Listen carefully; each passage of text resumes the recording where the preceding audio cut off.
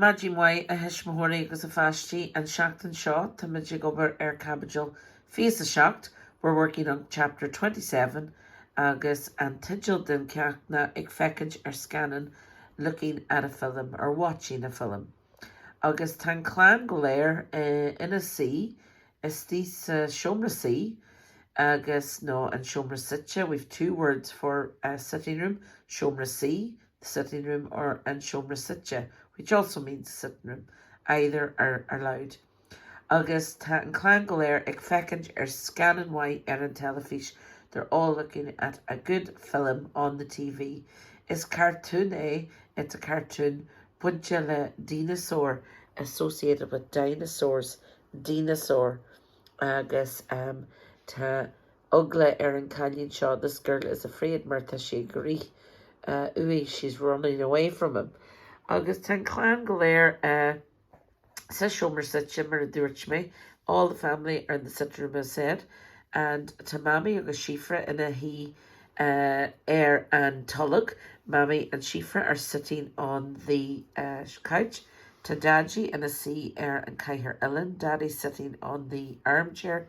Agus to Shan, agus Oshin, agus Taffy in a sea air and Talu, air and Erlor, no air and Rugga, no air and Mata.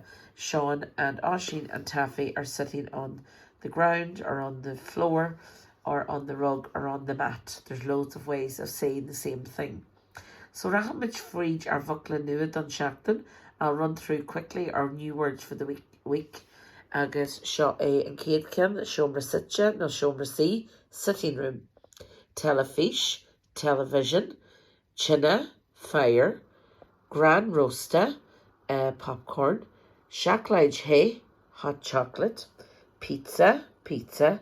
Canav, bone. Pajamas. Ag Féachaint, watching.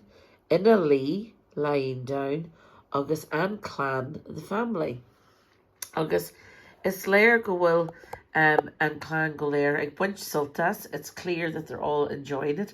Mar tá siad ligi gaire, they're all smiling. Agus ta Mammy agus Shifra ag ihe gran roasta. Mammy and Shifra are eating popcorn. To Daddy agus Sean or Oshin ag ihe pizza. Sean or Oshin and Daddy are eating pizza. Agus to Shan ag all Shacklaige hay. Sean is drinking hot chocolate. Agus the couple of marshmallow bar. There's a couple of marshmallows on the top. Agus ta Lola and Cat in a lee us Corin China. Lola the cat is lying down in front of the China, in front of the fire. Agus ta Taffy ag ihe canav. Taffy and Madhu. Taffy the dog is eating his canav, his bone. Agus Shaw iad ar Vukla Nuad on Shachtan Shaw. Agus Rahamich Fridge our Vukla Ella or our Dan beg our little poem for the week, Humpty Dumpty. So Eishtigi Leshin Shafashti Agus and Shin Playfamage Ruddy Ella. Listen to it now and then we'll all go over it. Humpty Dumpty. Humpty Dumpty. He Humpty Dumpty and a here a mala. It Humpty Dumpty a new ser on tolov. Honig na cidery agus couple on ree. Octa Humpty Dumpty fos in a lee. So that's the rhyme of Humpty Dumpty that we all know. So here are the words. Humpty Dumpty. Fi Humpty Dumpty in a here a mala. Humpty Dumpty sat on the wall. Hitch Humpty Dumpty a new ser and talu. Humpty Dumpty fell off the wall. Hannick the cidery is capel and ree. All the king's horses and all the king's men. Acta Humpty Dumpty fos in a lee. They've changed the words in Irish a little bit, but Humpty Dumpty is still lying down.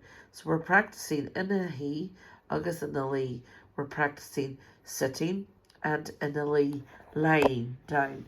And we know from looking at the poster of this week that there's lots of people in a he, sa Shomra sea. There's lots of people sitting down in the sitting room, and it's obviously Mammy and Daddy. Agus Mammy, Daddy, agus the pastry, agus she'd lig in a he, agus tá Lola agus an Madhu Taffy in the lea. They're lying down. Tá siad in the lea. They're lying down, the cat and the dog. So seo our cabbage don seachtain seo. That's a chapter for the week, boys and girls. Let's practice it. And feck gí ar troscanantí.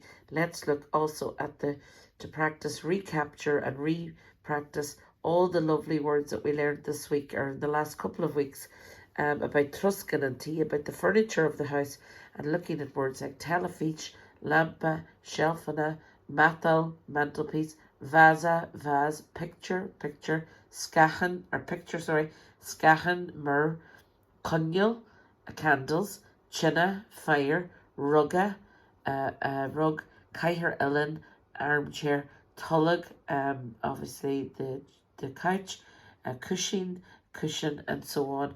And just keep re-practicing Janu achlachtu or ruddy, re-practicing everything, boys and girls, so that we have a good grasp of all our new words. Gurumila Maigov, thank you.